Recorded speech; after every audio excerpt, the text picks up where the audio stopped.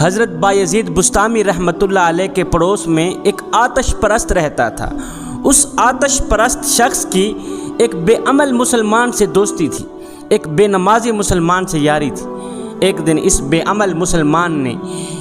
نمازی مسلمان نے اس آتش پرست یار کو کہا، میاں اگر تو بھی کلمہ پڑھ کے مسلمان ہو جائے تو کتنی اچھی بات ہے۔ تو آگ کو پوجتا ہے، آگ کو پوجنے سے کیا فائدہ؟ آگ کو تو اپنے پرائے کی بھی کوئی تمیز نہیں ہوتی۔ تم جو اس آگ کے پجاری ہو، اگر تم بھی اس آگ میں کود جاؤ تو یہ آگ تو تجھے بھی جلا کر راکھ کر دے گی میاں، اور جو پوجنے والے کو جلا کر راکھ کر دے پھر اسے پوجنے کا کیا فائدہ؟ بہتری اسی میں ہے کہ تو بھی کلمہ پڑھ کے مسلمان ہو جا۔ جس خدا نے اس آگ کو پیدا کیا اسی پر ایمان لیا۔ بے عمل مسلمان کی یہ بات سن کر اس کافر نے جو جواب دیا وہ آج کے اسلام کے نام پر بدنما دھبا لوگوں کے لیے ایک سبق ہے۔ اس کافر نے کہا، میاں میرے سامنے دو اسلام ہیں، اور مجھے تو دو اسلام نظر آتے ہیں۔ ایک وہ اسلام ہے جو حضرت بایزید نے اپنایا ہوا، ایک وہ اسلام ہے جو حضرت بایزید میں نظر آتا ہے، جو نماز بھی پڑھتا ہے، قرآن بھی پڑھتا ہے، تہجد بھی پڑھتا ہے، حج بھی کرتا ہے، غریبوں کی مدد بھی کرتا ہے، ہمسایوں کے حقوق بھی پورے کرتا ہے۔ ہمسایہ چاہے کافر کیوں نہ ہو وہ ہمسائے کی بھی مدد کرتا ہے، غریبوں کی مدد کرتا ہے۔ اگر کسی کو نفع نہیں دے سکتا تو کوشش کرتا ہے کسی کو نقصان بھی نہ پہنچائے، اور اگر کسی کو خوشی نہیں دے سکتا تو بھرپور کوشش کرتا ہے وہ کسی کو دکھ بھی نہ دے۔ حقوق اللہ بھی ادا کرتا ہے، حقوق العباد بھی ادا کرتا ہے۔ ایک اسلام یہ ہو گیا، اور ایک اسلام وہ ہے جو تو نے اپنایا ہوا ہے۔ نہ کبھی تو نے نماز پڑھی ہے، نہ تو نے قرآن پڑھا، نہ حج کیا، نہ زکوٰۃ دی۔ 24 گھنٹے تو جھوٹ ہی جھوٹ بولتا رہتا ہے، فریب تو کرتا ہے، مکر تو کرتا ہے، 2 نمبر دھندا تو کرتا ہے، شراب تو پیتا ہے، زنا تو کرتا ہے، مظلوموں پر ظلم تو کرتا ہے، کسی کو خوشی دینے کے بجائے دکھ دیتا ہے، کسی کو نفع پہنچانے کے بجائے تو نقصان پہنچاتا ہے۔ حقوق العباد اور حقوق اللہ ادا کرنے کا تمہیں خیال تک نہ آیا۔ اور میرے یار، میرے دوست، اگر تو یہ چاہتا ہے کہ میں حضرت بایزید جیسا مسلمان بنوں تو یہ تو میرے لیے بڑی مشکل بات ہے کہ حضرت بایزید جیسا مسلمان کون بن سکتا ہے۔ اور اگر تم یہ چاہتے ہو کہ میں تیرے جیسا مسلمان بن جاؤں تو تیرے جیسا مسلمان بننے کی ضرورت ہی کیا ہے؟ تیرے اسلام اور میرے کفر میں فرق ہی کیا ہے کہ نماز اگر میں نہیں پڑھتا تو نماز تو تم بھی نہیں پڑھتے، قرآن اگر میں نہیں پڑھتا تو قرآن تو تم بھی نہیں پڑھتے، حج اگر میں نہیں کرتا حج تو تم بھی نہیں کرتے، اور زکوٰۃ اگر میں نہیں دیتا زکوٰۃ تو تم بھی نہیں دیتے۔ میرے اور تیرے میں فرق کیا ہے میاں؟ اگر جھوٹ میں بولتا ہوں تو سچ تو کون سا بولتا ہے؟ تو بھی تو جھوٹ ہی بولتا رہتا ہے۔ شراب اگر میں پیتا ہوں شراب تو بھی پیتا ہے، زنا اگر میں کرتا ہوں زنا تو تو بھی کرتا ہے، نماز اگر میں نہیں پڑھتا تو کون سا پڑھتا ہے، خدا کا نام اگر میں نہیں لیتا تو کون سا لیتا ہے؟ اور تیرے اور میرے میں فرق ہی کیا ہے میاں؟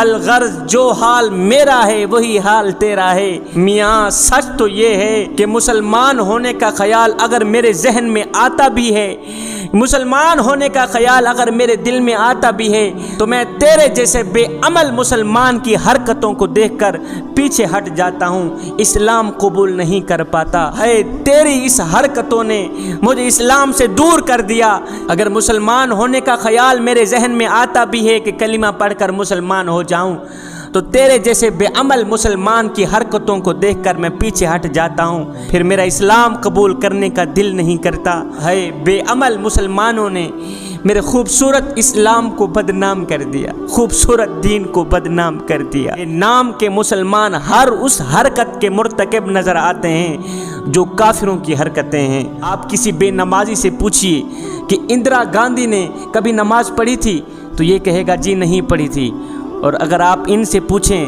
کہ تو نے کبھی نماز پڑھی ہے، یہ کہے گا جی میں نے بھی نہیں پڑھی۔ پھر مجھے بتاؤ ان دونوں میں فرق کیا ہے؟ نماز اندرا گاندھی نے بھی نہ پڑھی، نماز آج کا مسلمان بھی نہیں پڑھتا، ان دونوں میں فرق کیا نظر آتا ہے؟ جوانو، ہماری اس بے عملی نے ہمیں بہت نقصان پہنچایا ہے۔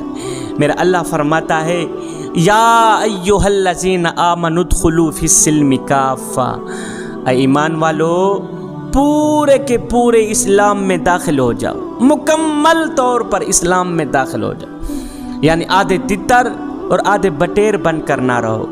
اگر کردار یہی ہوا تو پھر مثال وہی ہوگی کہ دھوبی کا کتا نہ گھر کا نہ گھاٹ کا۔ ہم ایک لمحے کے لیے اپنے اندر اتریں، جھانکیں اور سوچیں کہ ہمارا کیا کیا حضور کو پسند ہے۔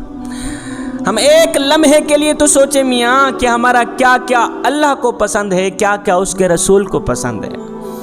مدینہ کی گلی سے میرے کریم نبی کا گزر ہوا، میرے نبی نے دیکھا ایک خوبصورت مکان بن رہا تھا۔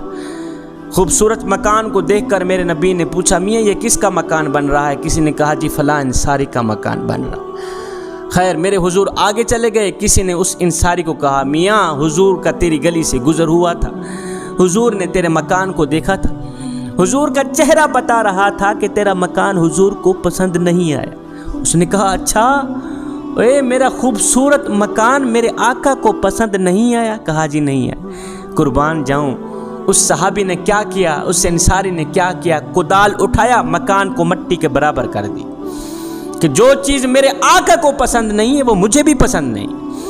مکان کو مٹی کے برابر کر دیا۔ کچھ دن بعد اسی گلی سے پھر سے میرے کریم نبی کا گزر ہوا۔ میرے نبی نے دیکھا، پوچھا میاں یہاں تو خوبصورت مکان بن رہا تھا، اب مٹی کا ڈھیر نظر آ رہا ہے، مکان کہاں گیا؟ کسی نے کہا جی مکان مالک نے خود ہی گرا دیا۔ کہا مکان مالک کو میرے سامنے لا۔ مکان مالک آ گیا، انصاری آ گیا، صحابی آ گئے۔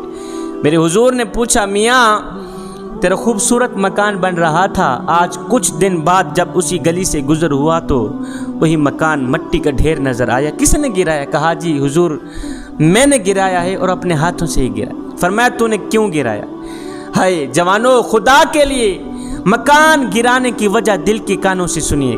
جب میرے آقا علیہ السلام نے پوچھا صحابی تو نے مکان کیوں گرایا ہے، تو یہ سن کر صحابی کی چیخ نکل گئی، رو کر کہنے لگا حضور میں نے سنا تھا کہ میرا مکان آپ کو پسند نہیں تھا، میں نے سنا تھا، ہائے سنا تھا کہ میرا مکان آپ کو پسند نہیں۔ ہم ایک لمحے کے لیے اپنے اندر اتریں، ہم ایک لمحے کے لیے اپنے باطن پہ اتریں اور سوچیں کہ ہمارا کیا کیا حضور کو پسند ہے، ہمارا کیا کیا اللہ کو پسند ہے، کیا کیا اس کے رسول کو پسند ہے۔ کیا محفلیں سجانے سے حضور کی محبت کا حق ادا ہو جاتا ہے؟ کیا چاول بنا کر بریانیاں بنا کر لوگوں کو کھلانے سے حضور کی محبت کا حق ادا ہو جاتا ہے؟ ہاتھ لہرانے سے، بلند آواز سے نعرے لگانے سے حضور کی محبت کا حق ادا ہو جاتا ہے؟ اگر نہیں ہوتا تو پھر آئیے سر سے لے کر پاؤں تک حضور کی غلامی کے رنگ میں رنگے جائیں۔